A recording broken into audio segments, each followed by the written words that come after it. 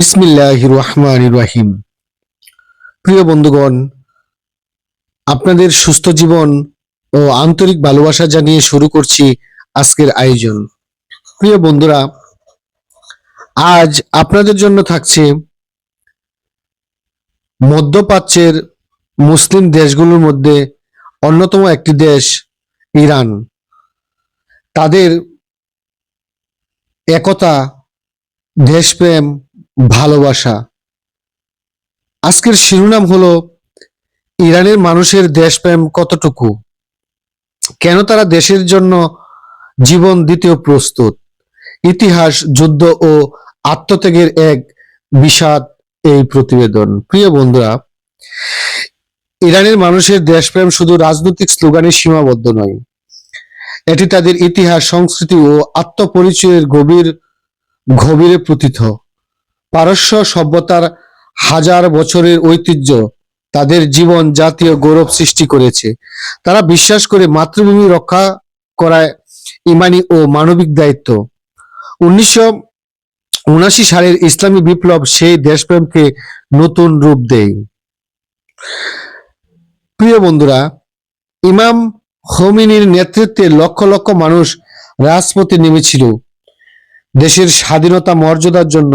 বিদেশি প্রভাব মুক্ত একটি রাষ্ট্র গড়ার স্বপ্ন তাদের ঐক্যবদ্ধ করেছিল। এই বিপ্লবের পর ইরানের জনগণ নিজেদের ভাগ্য নিজেরাই নির্ধারণের শক্তি পায়। দেশের সার্বভৌমত্বকে তারা জীবনের চেয়েও মূল্যবান মনে করতে শুরু করে। সেই কারণে সংকট এলেই ইরানের জনগণ এক কাতারে দাঁড়িয়ে যায়। প্রিয় বন্ধুরা, 1980 সালে শুরু হওয়া ইরান ইরাক যুদ্ধ ছিল তাদের দেশপ্রেমের সবচেয়ে বড় পরীক্ষা। সাদ্দাম হুসেন পশ্চিমা সমর্থন নিয়ে ইরানের উপর আক্রমণ চালায়।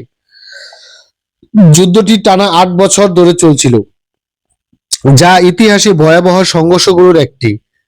তখন হাজার হাজার তরুণ স্বেচ্ছায় যুদ্ধে অংশ নিয়েছিল। অনেক কিশোর দেশের জন্য জীবন দিতে প্রস্তুত হয়েছিল। তারা মনে করত মাতৃভূমি রক্ষা করা শহীদের মর্যাদা লাভের পথ। ইরানের মানুষ খাদ্য ও অর্থ শ্রম দিয়ে যুদ্ধকে সমর্থন করে। মসজিদ, স্কুল, গ্রামগুলো যুদ্ধকালীন সহযোগিতার কেন্দ্রে পরিণত হয়। ওই ঐক্যবদ্ধ মনোভাব এর কারণেই ইরান কঠিন পরিস্থিতিতেও টিকে ছিল। বিশ্ব শক্তির চাপ সত্ত্বেও তারা নিজেদের আত্মসম্মান হারায়নি। ইরানের জনগণ দেশপ্রেমের পেছনে ধর্মীয় বিশ্বাস বড় ভূমিকা রাখে। কারবালার ইতিহাস তাদের মানসিক শক্তিকে গভীরভাবে প্রভাবিত করে। ইমাম হুসাইন রাদিয়াল্লাহু আনহু ওনার আত্মত্যাগকে তারা অন্যায়ের বিরুদ্ধে প্রতিরোধের প্রতীক মনে করে। এই শিক্ষা তাদের মনে সাহস ও আত্মস্বর্গের মানসিকতা তৈরি করেছে। যখন দেশ এর হুমকি মুখে পড়ে, তারা এটিকে শুধু রাজনৈতিক বিষয় হিসেবে দেখে না, বরং একটি তাদের সম্মান, বিশ্বাস রক্ষার লড়াই হয়ে ওঠে। এই কারণে যুদ্ধের সময় তারা ভয়কে উপেক্ষা করতে পারে। অনেক পরিবার একই সঙ্গে একাধিক সদস্যকে যুদ্ধে পাঠিয়েছিল। তাদের চোখে দেশের স্বাধীনতা হারানো মানে আত্মপরিচয় হারানো। এই আদর্শই ইরানের জাতীয় ঐক্যের অন্যতম ভিত্তি। ইতিহাসে পারস্য সাম্রাজ্যের দীর্ঘ ঐতিহ্য ইরানিদের আত্মবিশ্বাস বাড়িয়েছে। সাইরাস দ্য গ্রেট থেকে শুরু করে বহু শাসকের সময় পারস্য শক্তিশালী সাম্রাজ্যে পরিণত হয়েছিল।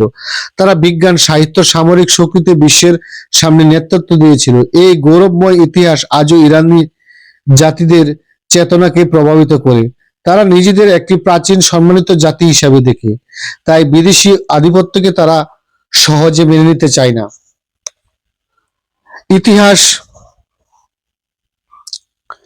ইতিহাসের দিকেই তাকালে দেখা যায় ইরান কতটুকু দুর্বল এবং কতটুকু শক্তিশালী। তাদের ইতিহাস শিখিয়েছে দুর্বলতা জাতিকে ধ্বংস করে দিতে পারে। ফলে প্রতিটি সংকটে তারা ঐক্যকে সবচেয়ে বড় শক্তি মনে করে। ইরানের জনগণ বিশ্বাস করে আত্মনির্ভরতা ছাড়া স্বাধীনতা টিকে না। এই কারণে তারা কঠিন নিষেধাজ্ঞার মধ্যেও মাথা নত করেনি।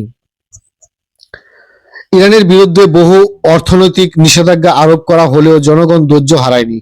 বিশেষ করে 2006 সালের পর পারমাণবিক ইস্যুতে কঠিন নিষেধাজ্ঞা শুরু হয়। মুদ্রাস্ফীতি, বেকারত্ব ও আন্তর্জাতিক চাপ সাধারণ মানুষের কষ্ট দিয়েছে, তবুও মানুষ এটিকে দেশের মর্যাদার রক্ষের মূল হিসেবে দেখেছে। তারা বিশ্বাস করে স্বাধীনতার সিদ্ধান্তে নেওয়ার কোনো শক্তি কেড়ে নিতে পারে না, স্বাধীনতা কোনো শক্তি কেড়ে নিতে পারে না। এই মানসিকতা জনগণের মধ্যে প্রতিরোধের শক্তি বাড়িয়েছে। দেশীয় শিল্প প্রযুক্তি উন্নয়ন দ্বারা জোর দিতে শুরু করে। নিষেধাজ্ঞার মধ্যেও ইরান বিজ্ঞান ও সামরিক প্রযুক্তিতে অগ্রগতি অর্জন করে। এতে জনগণের আত্মবিশ্বাস আরো বৃদ্ধি পায়। তারা মনে করে কষ্ট সহ্য করেও স্বাধীন থাকা পরাধীনতার চেয়ে শ্রেয়। ইরানের সামরিক শক্তির পিছনে জনগণের সমর্থন গুরুত্বপূর্ণ ভূমিকা পালন করে। ইসলামী রেভলিউশনারি গার্ড কর্পস বা আইআরজিসি দেশের প্রতিরক্ষায় বড় ভূমিকা রাখে। যুদ্ধের সময় সাধারণ মানুষ সেনাবাহিনীর পাশে দাঁড়ায়। অনেক পরিবার তাদের সন্তানদের দেশের নিরাপত্তার জন্য উৎসাহ দেয়। তারা মনে করে শক্তিশালী প্রতিরক্ষা ছাড়া স্বাধীনতা টিকে না। এই কারণেই ইরান ক্ষেপণাস্ত্র প্রযুক্তি ও প্রতিরক্ষার ব্যবস্থায় উন্নতি করেছে। বহু আন্তর্জাতিক বিশ্লেষক ইরানের আত্মরক্ষামূলক সক্ষমতার কথা উল্লেখ করেছেন। শত্রুরা জানে সরাসরি সংঘর্ষ সহজ হবে না, কারণ শুধু সেনাবাহিনী নয়, জনগণের মনোবল ইরানের বড় শক্তি। এই ঐক্যকে তাদের প্রতিরোধ ক্ষমতা দীর্ঘস্থায়ী করেছে। ইরানের জনগণ শুধু যুদ্ধের সময় অস্ত্র নয়, মনোবল দিয়ে তারা লড়াই করছে। ইরান ইরাক যুদ্ধে বহু শহর ক্ষতিগ্রস্ত হলে তারা ভেঙে পড়েনি। বোমা হামলার পরও মানুষ স্বাভাবিক জীবন চালিয়ে যাওয়ার চেষ্টা করেছে। নারীরাও চিকিৎসা, খাদ্য সরবরাহ সহায়তা গুরুত্বপূর্ণ ভূমিকা রাখে। গ্রামাঞ্চল থেকে শহর পর্যন্ত সবাই যুদ্ধকে জাতীয় দায়িত্ব মনে করেছিল।